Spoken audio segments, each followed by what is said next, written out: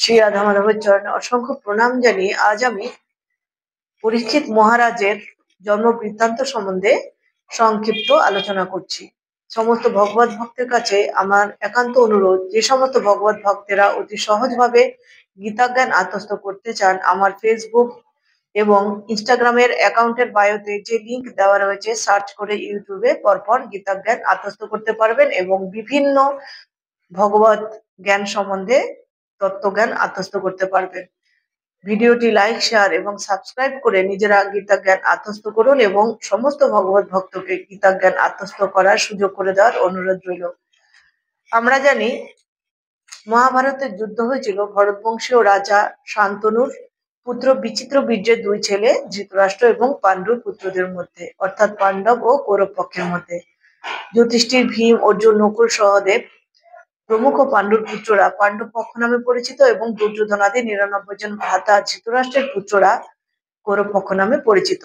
দুর্নীতিপরায়ণ কুরুরাজ দুর্যোধন পাণ্ডবদের তাদের যোগ্য অধিকার থেকে বঞ্চিত করার উদ্দেশ্যেই এই যুদ্ধের আয়োজন করেছিলেন। একজন ক্ষত্রিয় বীর হিসাবে অর্জুন সেই আহ্বানে সাড়া দিয়েছিলেন এবং ভগবানের পরিচালনাধীনে, ভগবানের নির্দেশে তিনি এই যুদ্ধ সম্পন্ন করেছেন। যুদ্ধে পাণ্ডবরা জয়ী হয়েছিলেন। যুদ্ধের শেষে পরলোকগত আত্মার শান্তির উদ্দেশ্যে জল তর্পণ করার মাধ্যমে মানসে জল অর্পণ করার জন্য দ্রৌপদী সহ পাণ্ডবরা গঙ্গা তীরে গমন করেন। সেক্ষেত্রে মহিলারা অগ্রভাগে ছিলেন। তারা বিলাপ করতে থাকেন সেই সমস্ত ব্যক্তিদের জন্য যারা যুদ্ধক্ষেত্রে হত হয়েছেন।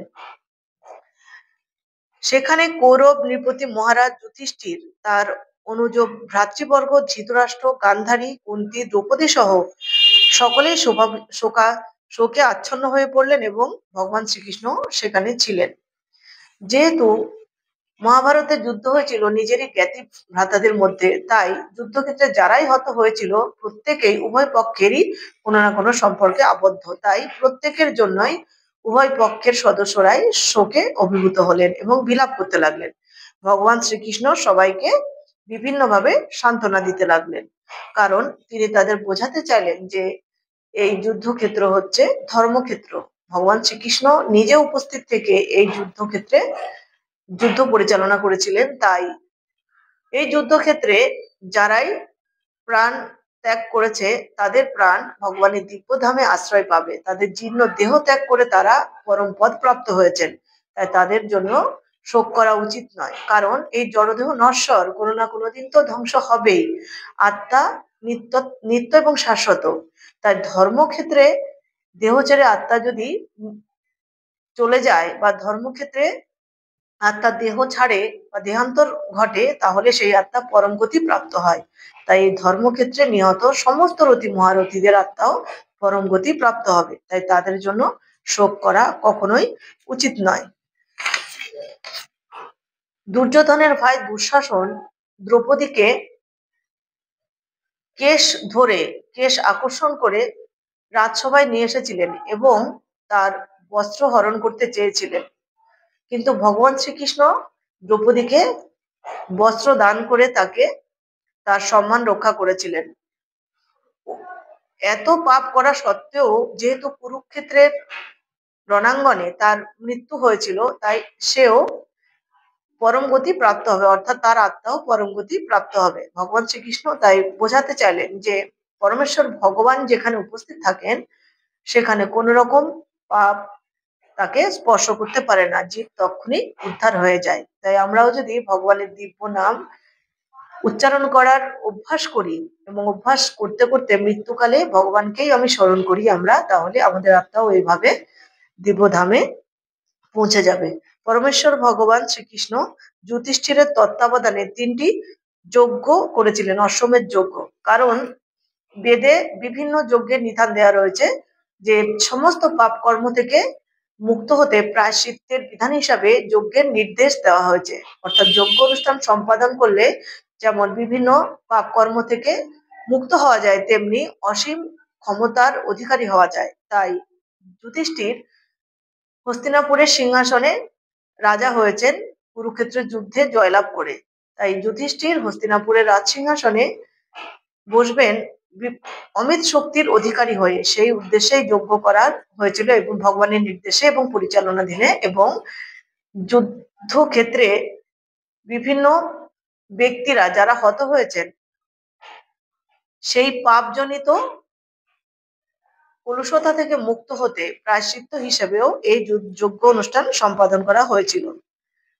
ভগবানের তত্ত্বাবধানে 3টি যজ্ঞ সমাপ্ত করা হয়েছিল। দেবরাজ ইন্দ্রের ঐশ্বর্য মহারাজ যুধিষ্ঠিরের থেকে অনেক গুণ বেশি, তবুও মহারাজ যুধিষ্ঠিরের যশ ইন্দ্রের থেকে কোনো অংশে কম ছিল না, কারণ মহারাজ যুধিষ্ঠির ছিলেন পরমেশ্বর ভগবানের একজন ভক্ত। ভগবানের কৃপার প্রভাবে মহারাজ যুধিষ্ঠির ইন্দ্রের সমকক্ষ হয়েছিলেন। তিনি তিনটি মাত্র অশ্বমেধ যজ্ঞ করেছিলেন, যেটি ইন্দ্রের হাজার হাজার অশ্বমেধ যজ্ঞ অনুষ্ঠান করার সমান। অর্থাৎ হাজার হাজার যজ্ঞ অনুষ্ঠান করলে যে ফল পাওয়া যাবে, মাত্র 3টি যজ্ঞ অনুষ্ঠান করলে সেই ফল পেয়েছিলেন যুধিষ্ঠির, কারণ তিনি ভগবানের পরম ভক্ত ছিলেন এবং ভগবানের তত্ত্বাবধানে এই যজ্ঞ কর্ম সম্পাদন করেছিলেন। ভগবান পরমেশ্বর বুঝলেন যে হয়তো এখানে তার দায়িত্ব শেষ হয়েছে, তাই তিনি আর থাকবেন না। তিনি প্রস্থানের জন্য প্রস্তুত হলেন, অর্থাৎ তিনি দ্বারকায় চলে যাবেন। কারণ কুরুক্ষেত্রের যুদ্ধ সমাপ্ত, যুধিষ্ঠির সিংহাসনে বসবেন, অশ্বমেধ যজ্ঞ করা হলো, এখন ভগবানের আর কোনো দায়িত্ব নেই, তিনি দ্বারকার উদ্দেশ্যে রওনা দেবেন। শ্রীল ব্যাসদেব প্রমুখ ব্রাহ্মণগণ ভগবান শ্রীকৃষ্ণকে পুজো করলেন। সাত্যকী উদ্ধব সহ প্রত্যেক পাণ্ডবদের তিনি আমন্ত্রণ জানিয়েছেন। ভগবান নিজেও তাদের প্রতি পূজা করেছিলেন। ভগবান শ্রীকৃষ্ণ ছিলেন ক্ষত্রিয়, তিনি ব্রাহ্মণদের পূজনীয় ছিলেন, কিন্তু সেখানে উপস্থিত ব্যাসদেব প্রমুখ ব্রাহ্মণেরা জানতেন যে তিনি পরমেশ্বর ভগবান, তাই তারা ভগবানের পূজা করেছিলেন। শ্রীকৃষ্ণ যদিও সমাজের দায়িত্বপূর্ণ ব্যক্তিদের কাছ থেকে পরমেশ্বর ভগবান রূপে সম্মান লাভ করেছিলেন, তবুও তিনি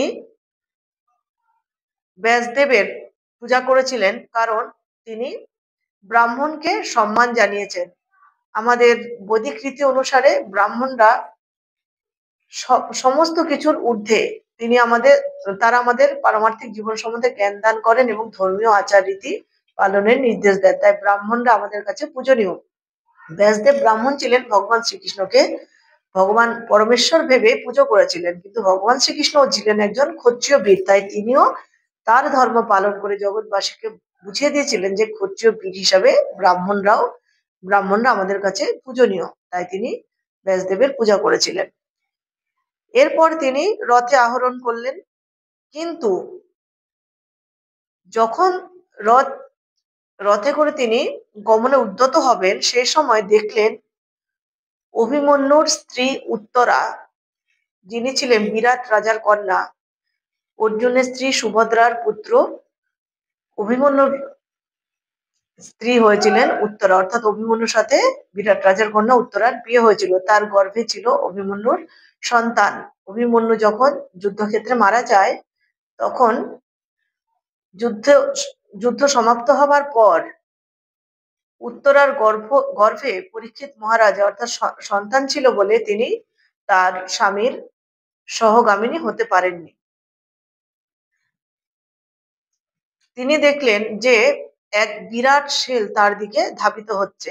প্রাণ ভয়ে উত্তরা ভগবান শ্রীকৃষ্ণের কাছে দ্রুত বেগে ছুটে আসলেন, বললেন, হে দেবতাদের দেবতা, হে জগদীশ্বর, হে মহাযোগী, আমাকে রক্ষা করুন, কারণ দ্বন্দ্বভাব সমন্বিত এই জগতে আপনি ছাড়া কেউ আমাকে মৃত্যুর করাল গ্রাস থেকে রক্ষা করতে পারবে না।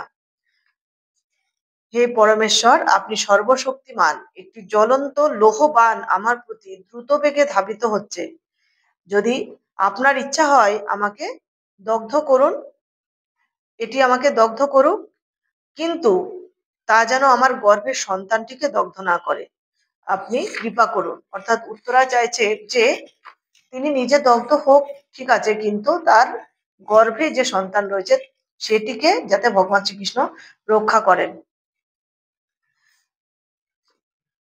তার কথা ধৈর্য সহকারে ভগবান শ্রীকৃষ্ণ শুনলেন এবং তখনই তিনি বুঝতে পারলেন দ্রোণাচার্যের পুত্র অশ্বত্থামা পাণ্ডব বংশের শেষ বংশধরটিকে বিনষ্ট করার জন্যই এই ব্রহ্মাস্ত্র নিক্ষেপ করেছে। এই ব্রহ্মাস্ত্র হচ্ছে পারমাণবিক অস্ত্রের থেকেও অতি সূক্ষ্ম। মহারাজ যুধিষ্ঠির প্রমুখ পঞ্চপাণ্ডব এবং উত্তরার গর্ভস্থ তাদের একমাত্র পৌত্রকে হত্যা করার জন্য অশ্বত্থামা এই ব্রহ্মাস্ত্র নিক্ষেপ করেছিল। অর্থাৎ সমূলে পাণ্ডব বংশকে ধ্বংস করার জন্যই দ্রোণাচার্যের পুত্র অশ্বত্থামা এই ব্রহ্মাস্ত্র নিক্ষেপ করেছিল। তাই ব্রহ্মাস্ত্র পারমাণবিক অস্ত্র থেকেও অধিক কার্যকরী এবং সূক্ষ্ম হওয়ায় এটিকে সংবরণ করার ক্ষমতা অশ্বত্থামার ছিল না। আণবিক অস্ত্র যখন প্রয়োগ করা হয় তা লক্ষ্যবস্তু এবং অন্যদের মধ্যে পার্থক্য নিরূপণ করতে পারে না, কিন্তু এই ব্রহ্মাস্ত্র যে লক্ষ্যে ধাবিত হবে সেই লক্ষ্য ভেদ কখনোই সেই লক্ষ্য থেকে সে বিচ্যুত হয় না। তাই লক্ষ্যবস্তু নির্ধারণ করবে এবং নিরীহ ব্যক্তিদের অনিষ্ট সাধন করার জন্য এই ব্রহ্মাস্ত্র ধাবিত হয়। সর্বশক্তিমান পরম পুরুষ ভগবান কৃষ্ণ যখন দেখলেন সর্বতোভাবে তার শরণাগত অন্যান্য ভক্তদের মহা বিপদ উপস্থিত হয়েছে, তিনি তাদের রক্ষা করার জন্য নিজের আপন অস্ত্র সুদর্শন চক্রকে তিনি আহ্বান করেন। তাই অশ্বত্থামা যে ব্রহ্মাস্ত্র নিক্ষেপ করেছিল সেই ব্রহ্মাস্ত্রকে একমাত্র ভগবান শ্রীকৃষ্ণই সংবরণ করতে পারবেন। পরম যোগ রহস্যের নিয়ন্তা যোগেশ্বর শ্রীকৃষ্ণ সর্বজীবের হৃদয়ে পরমাত্মা রূপে বিরাজ করেন। তিনি কুরুবংশকে রক্ষা করার জন্যই যোগমায়ার দ্বারা উত্তরার গর্ভ আবৃত করেন। ধৃতরাষ্ট্র এবং পাণ্ডু উভয়ের পুত্ররাই ছিলেন মহারাজ কুরুর বংশধর, তাই তারা উভয়ে কৌরব নামে পরিচিত। কিন্তু যখন এই দুই পরিবারের মধ্যে বিবাদ উপস্থিত হয় তখন ধৃতরাষ্ট্রের পুত্রেরা কৌরব পক্ষ এবং পাণ্ডুর পুত্ররা পাণ্ডব পক্ষ নামে পরিচিত হয়। ধৃতরাষ্ট্রের সমস্ত পুত্র ও পুত্রেরা কুরুক্ষেত্রের যুদ্ধে নিহত হয়েছিল, তাই সেই বংশের শেষ সন্তান কুরুপুত্র নামে অভিহিত হয়েছিলেন। অশ্বত্থামা কর্তৃক নিক্ষিপ্ত ব্রহ্মাস্ত্র অব্যর্থ ছিল, অনিবার্য, অর্থাৎ এটি তার লক্ষ্য থেকে বিচ্যুত হয় না। তবুও ভগবান শ্রীকৃষ্ণের তেজের দ্বারা প্রতিরোধ হওয়াতে তা সম্পূর্ণরূপে নিষ্ক্রিয় এবং ব্যর্থ হলো। অর্থাৎ ভগবান শ্রীকৃষ্ণ যখন দেখলেন ব্রহ্মশির অস্ত্র এগিয়ে এসেছে যোগমায়ার দ্বারা, তিনি যোগ বলের দ্বারা তিনি উত্তরার গর্ভকে আবৃত করলেন এবং তার সুদর্শন চক্রকে আহ্বান করলেন, পরীক্ষিত মহারাজকে রক্ষা করলেন। পরমেশ্বর ভগবান তার মায়া শক্তির দ্বারা এই জগৎ সৃষ্টি করেন, পালন করেন, আবার ধ্বংসও করেন। যিনি প্রাকৃত জন্মরহিত তার পক্ষে এই ব্রহ্মাস্ত্র প্রশমন কার্য বিস্ময়কর বলে কোনো কিছুই নয়। অর্থাৎ ভগবান শ্রীকৃষ্ণ এই জগৎ সৃষ্টি করেছেন, তাই এই জগৎকে তিনি রক্ষা করবেন, আবার প্রয়োজন হলে তিনি অসুর বিনাশের মধ্য দিয়ে ধ্বংসও করতে পারেন। তাই অশ্বত্থামা ব্রহ্মাস্ত্র নিক্ষেপ করেছে, সেই ব্রহ্মাস্ত্রকে ভগবান শ্রীকৃষ্ণই পারেন একমাত্র প্রতিরোধ করতে। তিনি উত্তরার গর্ভকে এভাবেই তিনি রক্ষা করেছিলেন। এইভাবে ব্রহ্মাস্ত্রের তেজ থেকে মুক্ত হয়ে কৃষ্ণ ভক্ত সাধ্বী কুন্তী, তার পঞ্চপুত্র এবং দ্রৌপদী সহ একযোগে তারা শ্রীকৃষ্ণের স্তব করতে লাগলেন। কৃষ্ণ এরপর দ্বারকার অভিমুখে গমনে উদ্যত হলেন।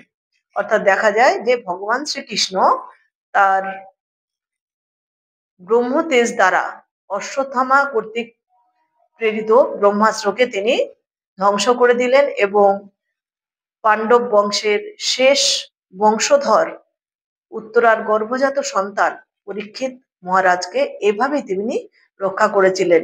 তার দায়িত্ব কর্ম সম্পন্ন হয়েছে বলে তিনি এবার দ্বারকার অভিমুখে যাত্রা করলেন। অর্থাৎ আমরা ভগবত জ্ঞান অর্জনের মধ্য দিয়ে ভগবানের সন্ধানে ব্রতী হয়ে যখন ভগবানের পাদপদ্মে আশ্রয় পাবো, ভগবানের দিব্য ধামে আমরা প্রবেশ করতে পারবো, তখন ভগবান ভাববেন যে তার দায়িত্ব আমাদের প্রতি শেষ। অর্থাৎ ভগবান তার নিত্য ধামে ফিরিয়ে নেওয়ার চেষ্টা সমস্ত জীবকে এভাবে করে থাকেন। যেমন কুরুক্ষেত্রের রণাঙ্গনে তিনি তার কর্ম পরিচালনা করেছেন এবং এখন তার দায়িত্ব শেষ হয়েছে, তিনি দ্বারকার অভিমুখে যাত্রা করেছেন। আমরাও তাই, তেমন আমাদেরও তিনি তার নিজের ধামে ফিরিয়ে নেওয়ার অপ্রাণ চেষ্টা করেন এবং কৃষ্ণ ভাবনাময় প্রাকৃত আনন্দ অনুভূতির মধ্য দিয়ে আমাদের সেই পথে চালিত করতে করতে ধীরে ধীরে নিজের ধামে ফিরিয়ে নিয়ে যেতে পারেন। তখন আর আমাদের প্রতি তার আর কোনো দায়িত্ব থাকে না, অর্থাৎ শুদ্ধ ভক্তে পরিণত করে তিনি তার ভক্তকে নিজের চরণে স্থান দেন এবং তারপরে আর তার প্রতি কোনো দায়িত্ব থাকে না। এখানে তার দ্বারকা অভিমুখে যাত্রার মধ্য দিয়ে একথাই প্রতিপন্ন করা হয়েছে। ভিডিওটি এই পর্যন্তই। দেখা হবে পরের কোনো ভিডিওতে নতুন কোনো গীতা জ্ঞান আত্মস্থ করার মধ্য দিয়ে। সকলে ভালো থাকবেন, সুস্থ থাকবেন।